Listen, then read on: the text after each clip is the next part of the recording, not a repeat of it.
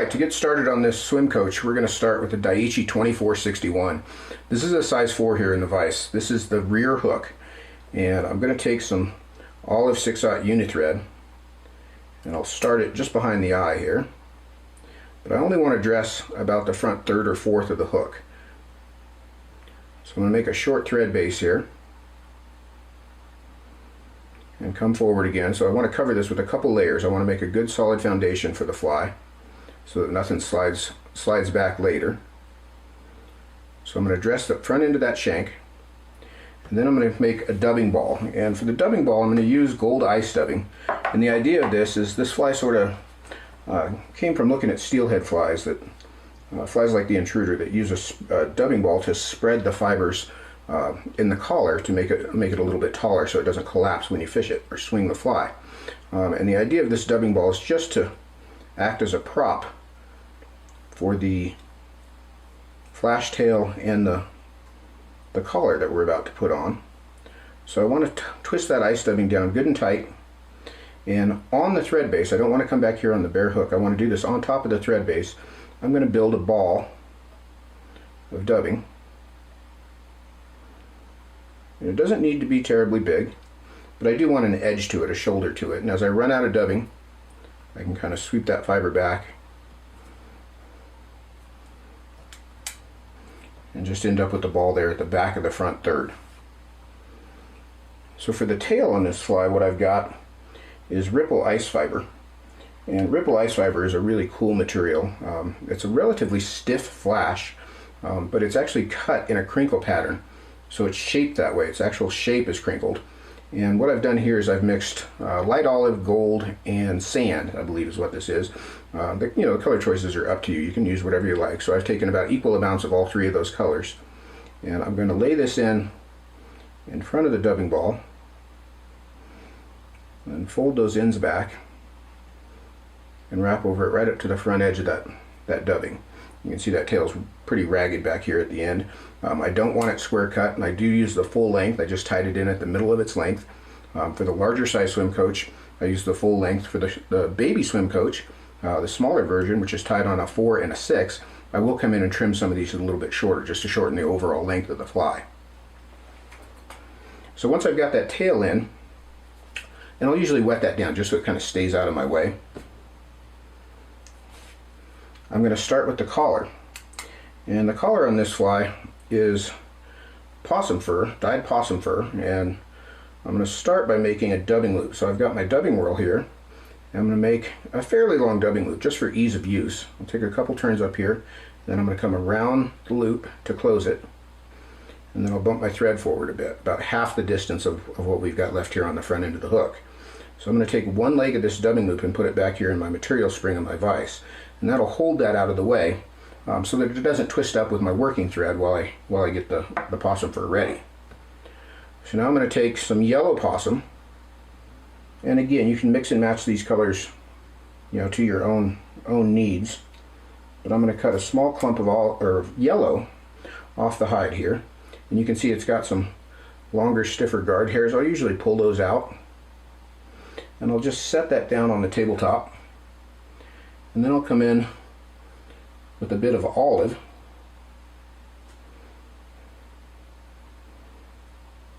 and I believe this is actually light olive,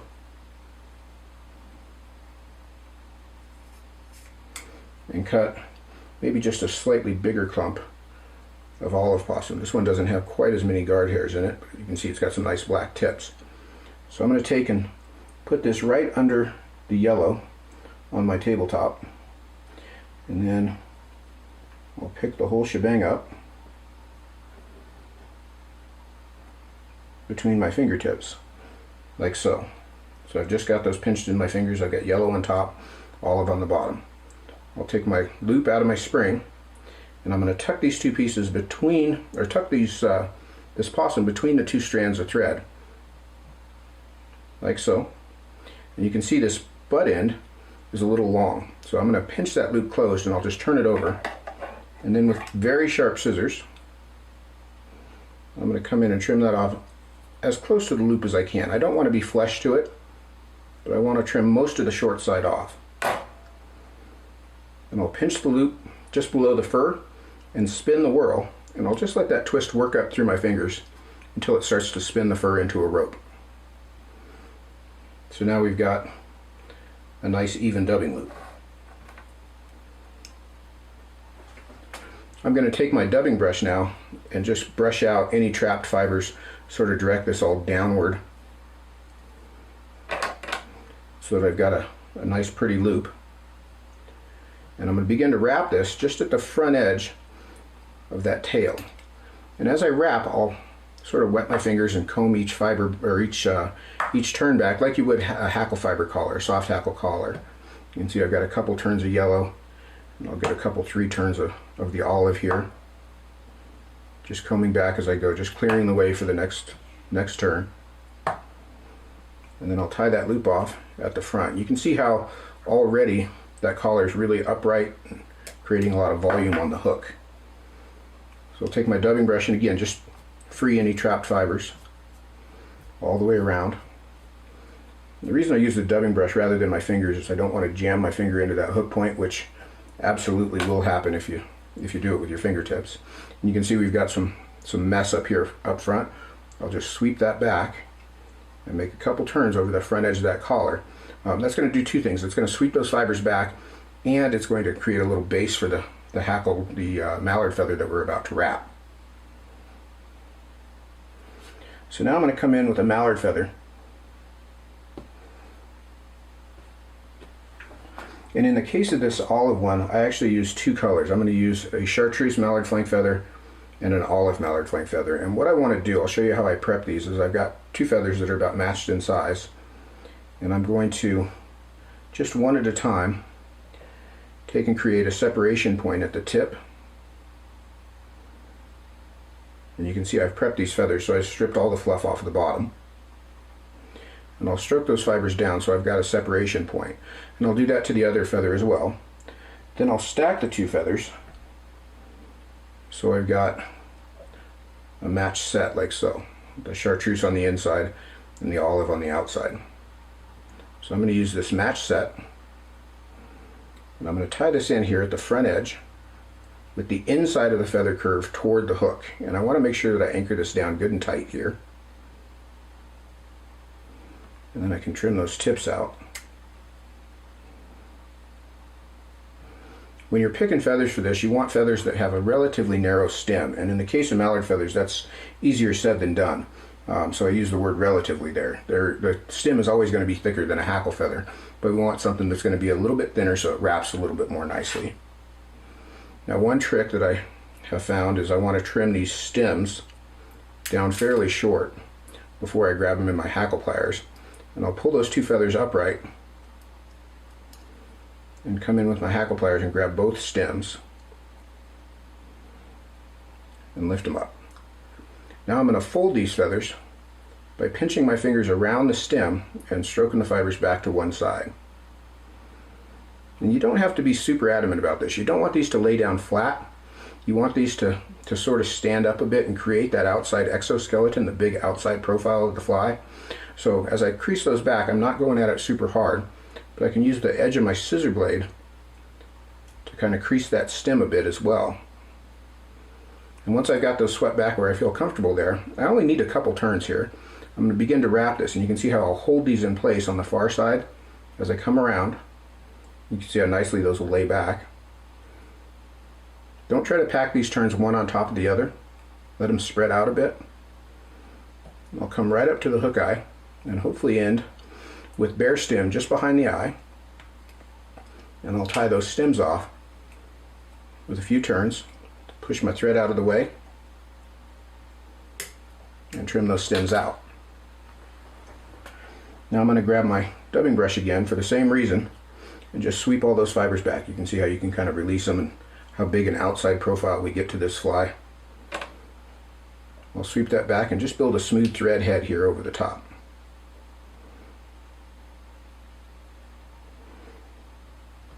Now we'll whip finish that thread.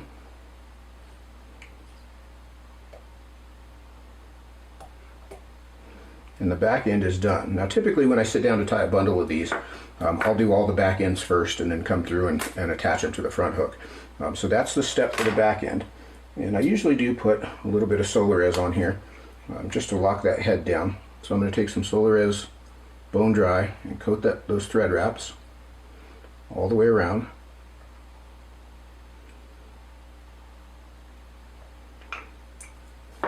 And then I'll cook that with my UV lamp for a few seconds. So we've got a nice glossy head that won't come apart.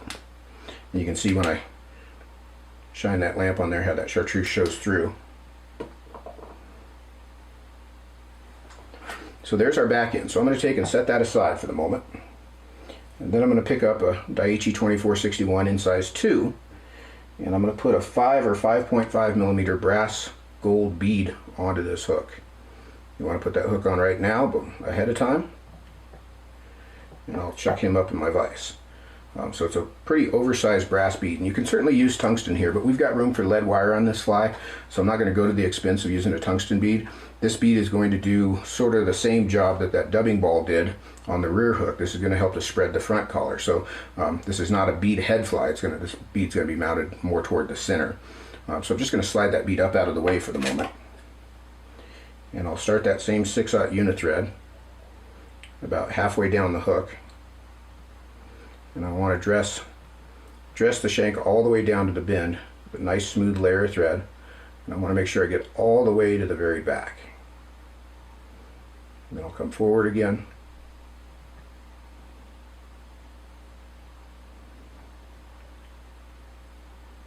And you can see I've butted all those thread wraps up so that they're smooth and tight together. I'm going to take a piece of Senyo trailer wire. This is the thin size, and this is gray, but the color really doesn't make any difference at all. Whatever you've got or whatever you can get will be fine. And I'm going to take and tie this piece of wire in just off center on the top of the hook, just to the far side. And I'm going to wrap tightly back over it, all the way back to the bend.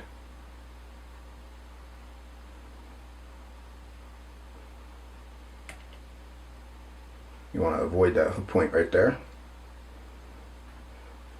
So I've got that piece of wire just hanging off the back. Now I'm going to take a 3D bead in olive. And these are from Hairline. I'll slide that down right up against the back end of the hook. And I'll take my rear hook and thread it onto the wire as well. Now I'm going to take the long end of the wire and push it back through the bead. And one of the questions I often get on articulated flies, and I've never really been a huge fan of wire, but I'm coming around to it, but is how to get this loop back here perfectly vertical and how to get it set up just right. And the trick to that is how you twist this front end. You can see when I twist that, I can turn that loop.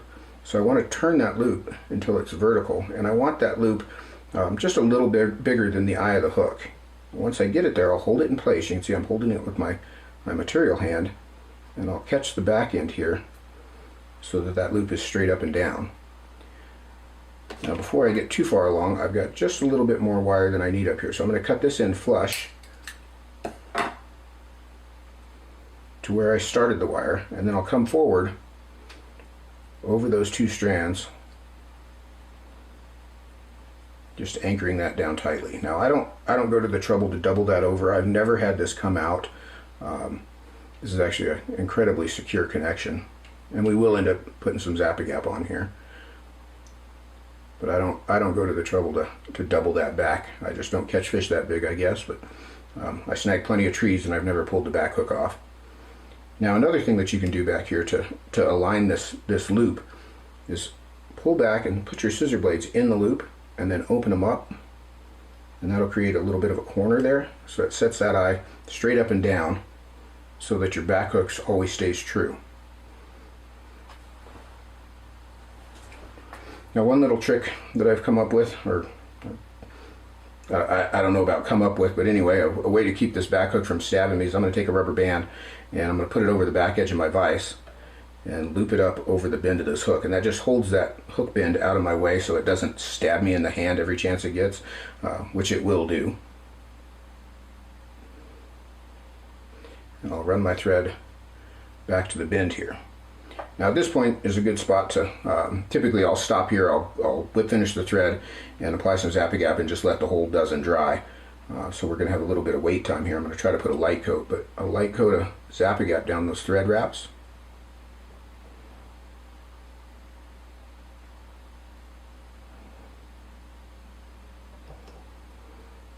And we'll let that dry for a bit. Okay, once that Zap-A-Gap is dried up a bit, we're ready to apply the second collar. And you'll see as I continue on with this fly, a lot of these steps are just redundant from what we did on the back hook now. We're trying to build that large outside profile. And so we're going to put another collar in here at the bend. So I've got 2 more mallard flank feathers. And I've got them separated and stacked. And these don't need to be quite as long, so I'm going to strip a few of the fibers off the butt end of this. And again, I'll tie these in right at the bend by their tip end, and I want to anchor them down tightly. And I'll trim those tips out. I'll shorten those butt ends up a bit and grab my hackle pliers here and lift those feathers the same way we did with the first two. I do want to make sure that there's no slack between the fibers, or between the feathers, so that I've got a tight fit. And I'll stroke those to the rear of the hook. You can see I can just kind of work those fibers up and down a bit.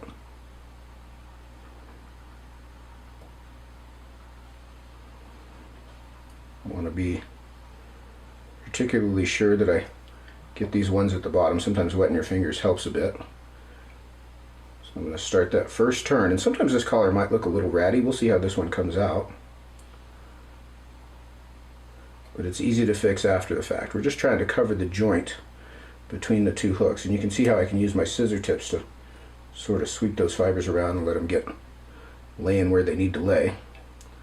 So it's just a couple turns, and then again I'll tie off over the bare stem. The reason I trim the butt ends of the feathers, these here short, is you can see if they were long, as I'd go to tie off, I'd have to sneak way underneath them. That's just a pro tip after doing a couple hundred of these. You don't have to fight with so much. So I'll trim those butt ends out, and again, just get my dubbing brush. That one wrapped really nicely. Everything's kind of cupped to the rear. You can see it just envelops over the front half of the rear hook. So that came out nicely for me. It doesn't always come out that way, but I'm pretty happy there. Now I'm going to leave my thread hanging at the bend, and I'm going to take some 25 thousandths lead wire. You can use 20 or 25 depending on how heavy you want the fly. And I'm going to start this just in front of this little lump where we tied off the mallard. I'm going to make about 13 to 15 turns. 8, 9, 10. So we've got about 15 on there, and you can see how those come down in size as I come off the end of that wire base. I'll throw one more in there, and then I'll break that wire off at the front, and I'll just fingernail it here at the back. Now before I slide the bead back, I want to crosshatch that lead a bit with the thread. And you don't have to cover it by any stretch, but I'm just anchoring it down. It's not going to go anywhere. And I'll shove the bead back over the front edge. You can see how that descending front edge sort of ends up being hidden inside the bead. And you can see we've only got, again, about a third of the shank here in front of the bead. And I'll just hold that bead back and jump the thread over it to the front. And while I'm here, I'll make a thread base all the way to the eye, and then back again.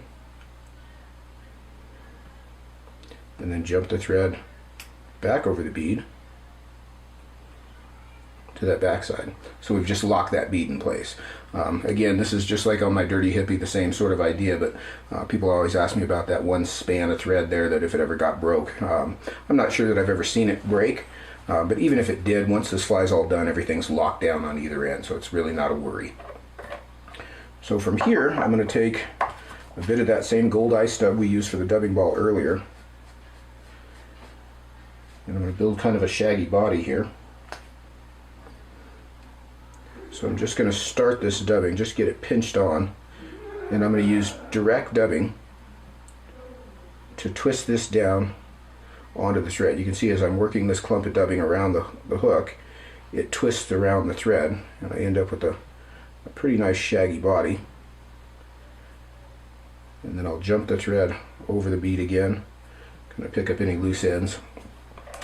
You don't really need to do anything to that dubbing. It comes out pretty shaggy, but I do like to clean it up a little bit just so it's not in my way.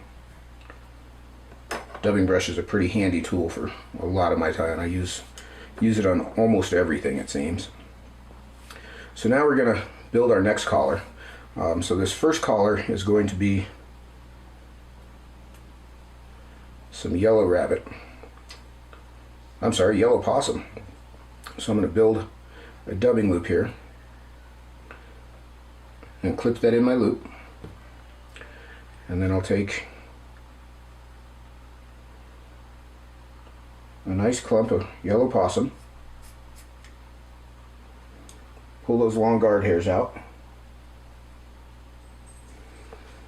So I've just cut it off the hide. You can see I just pinch it between my fingertips and set it in the loop. And again, I want to trim those butt ends as close as I can. You'll find out quickly if your scissors are sharp or not. Odds are you need a new pair of scissors. Almost everybody does.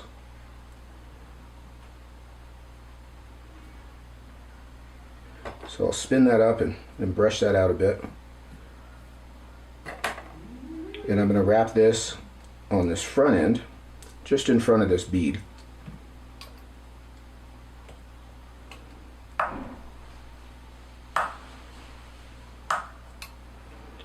About 3 or 4 turns there, and then I'll tie that off.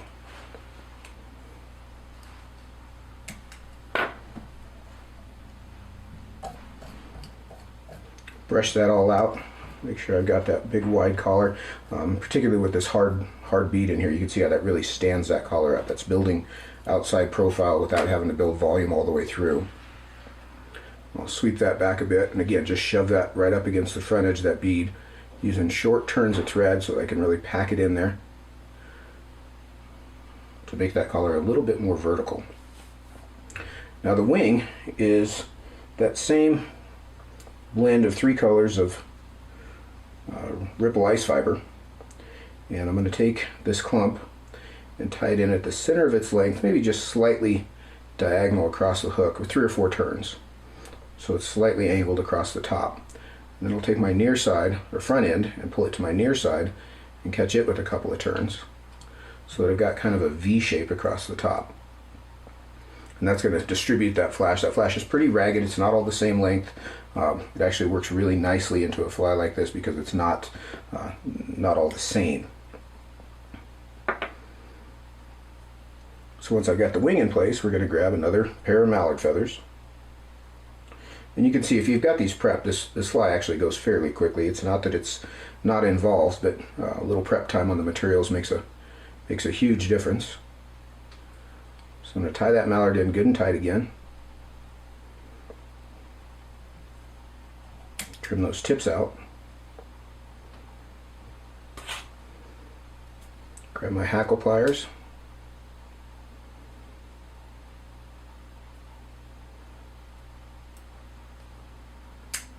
Trim those butt ends off. And I'll just fold these again. Same move. And again, don't get too carried away with the folding. You don't want them swept perfectly straight back. I find if you fold them too neatly, they'll lay down too flat against the side of the fly and they don't create the volume that we want. So I'll begin to wrap this feather.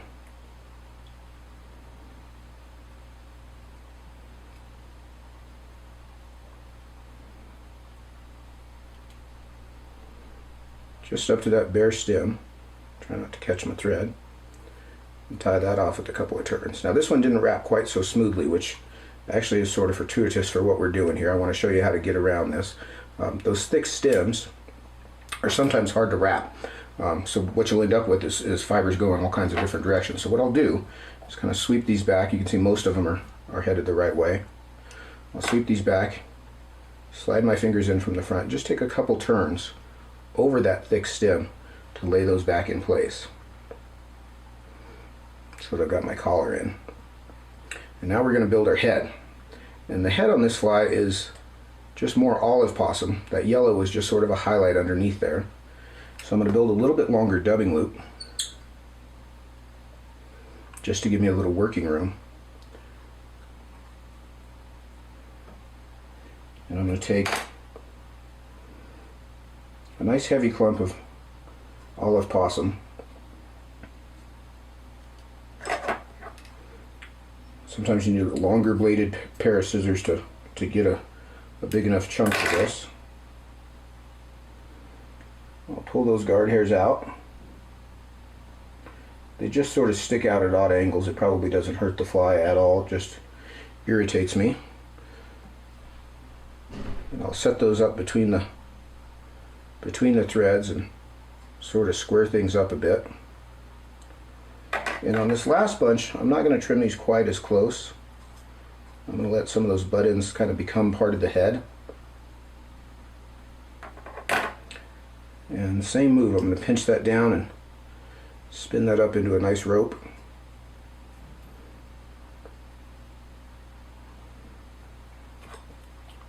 I'll use my dubbing brush to sort of pick everything out there. And I'm going to start to build my collar. So I'm going to take one turn right over the base of that mallard feather, and the next turn almost overlaps. And then I'm just going to pack these as tightly together as I can up to the hook eye. And you can see I'll sort of brush back as I go, and I really do want to jam right up to the hook eye. While this looks like a really bulky tie-off, if you get back down to the bare thread like we're about to do here, we've got just bare thread to tie off, so we can make a really clean small thread head here without a lot of volume in it, and trim that thread out. I'll sweep my fingers back to catch any loose fibers and just build a nice thread head over the top of that. Come in and whip finish right there.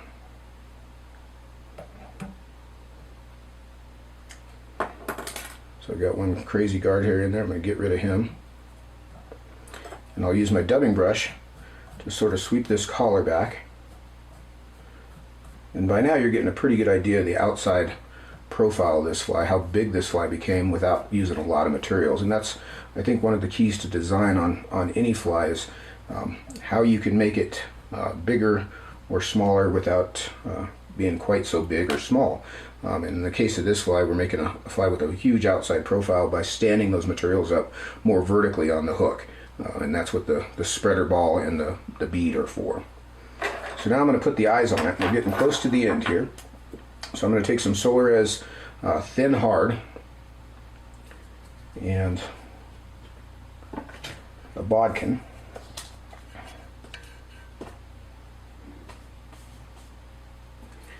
And the trick to this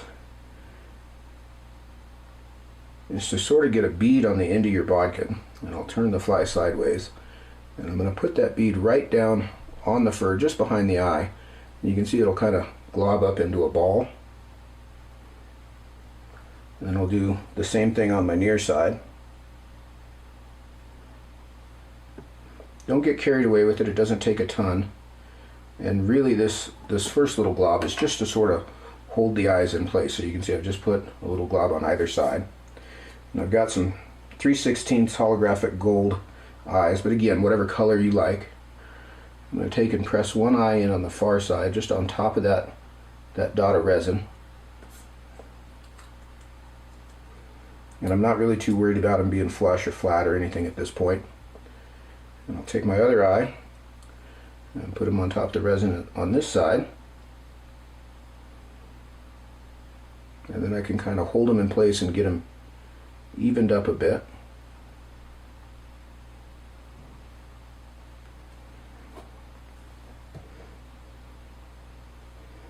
Like so. And once I've got them where I want them, and I don't push them together flat, you can kind of see they're at an angle to each other. I don't want to push them together flat. I'm going to hold them in place, and I'll hit it with the lamp, and that'll cook that resin instantly so that those eyes are locked in place for the time being. They will come off if we don't coat them further, but what I want to do is just get them pinned in. And you can see that the eyes are not pinched flat on either side of the head. Now this last piece, I'm going to take the rubber band off the back end here, and we're going to create the head. And to do that, I'm going to take the fly out of the vise. As many of you know, I tie right-handed or tie left-handed, but I am right-handed, so I've got to get this positioned where I can get a hold of it. And what I'll do first is any of these loose fibers up here coming between the eyes, I'll usually trim those out. Just makes the resin a little easier to apply, so I don't have to fight with those. And it's not a ton of trimming, it's just those little loose ends. And I'll grab a pretty good sized glob of Solarez here. And I'm going to come in and just go between the eyes here and sort of dab this down. I want to be careful not to get it in the hook eye, but I'll come up on either side of the actual eyes and draw that resin right up onto the eye. I'm going to come across the bottom, need a bit more here. That's one thing I've learned as I've done a bunch of these, is it's better to do a little bit at a time rather than one big giant glob. It's harder to control.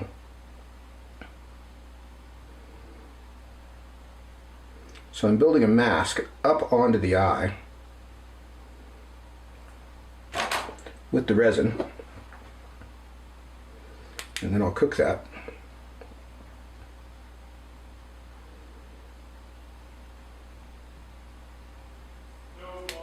And then I'm going to come in with one more thin coat over the top,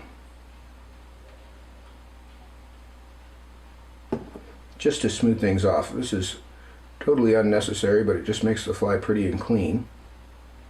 The fly would hold together just fine as it was, but I just want to smooth that off a bit. And that second coat doesn't soak in, it sits on top of the first coat, so it's a little easier to smooth. And then I'll cook him up a bit.